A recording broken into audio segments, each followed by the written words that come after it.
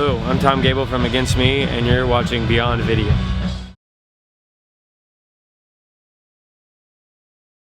How'd you get involved with the Harvest of Hope Festival?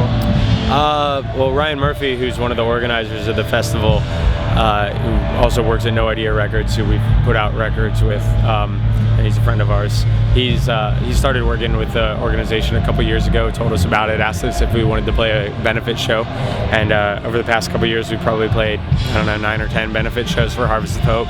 So of course, you know, we're going to be a part of the festival. Right. How does it feel? It's such a positive thing. How does it feel that it's your home state, man? Oh, I think it's great. You know, I think that it's weird because, you know, we were on Warped Tour this past summer, and this is where they did Warped Tour, and so there's a similar like kind of vibe, you know, with this, like the same with the tents and the vendors and everything. It reminds me of Warped Tour, but knowing that, you know, there's such a great cause behind this, and it's just such a positive thing is really, it's, you know, uplifting. Very cool. Yeah, your first official solo album.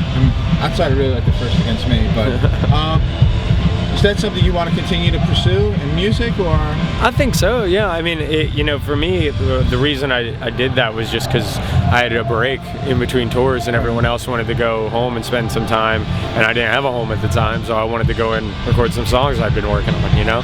And I think that, you know, just to have the freedom to be able to do that is something I need. You guys build your audience is always such a, you know, grassroots way. How do you still stay connected with fans now that you guys have so many fans? It's no longer like basement shows. Yeah, well, you know, I mean, we actually, you know, 3 days ago we played at a living room in Gainesville, and then 2 days ago in Orlando we played just like a small warehouse, kind of middle of the ghetto, you know. But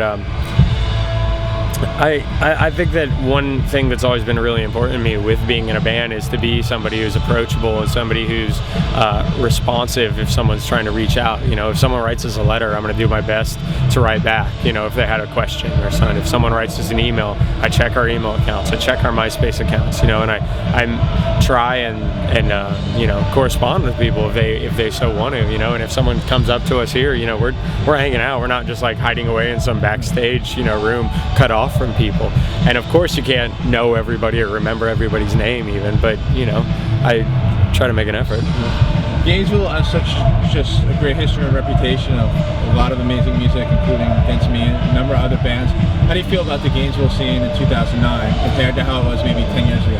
I don't know, you know, I'm kind of disconnected from it. I live in St. Augustine now, actually. Right. So I go back to Gainesville for practice and everything, but I mean, over the past couple of years, we've toured so much that, you know, Gainesville, the nature of the town, so many people come and go, it's hard to keep up with everything that's happening. But I do think that there are a lot of people who've been there for a long time, kind of mainstays, that have put a lot of hard work into making the music scene what it is, you know. And people at No Idea Records or Rob McGregor has recorded so many bands, and, you know, people at Common Grounds and various other venues, Wayward Council and stuff, that it's, you know, it's a special place.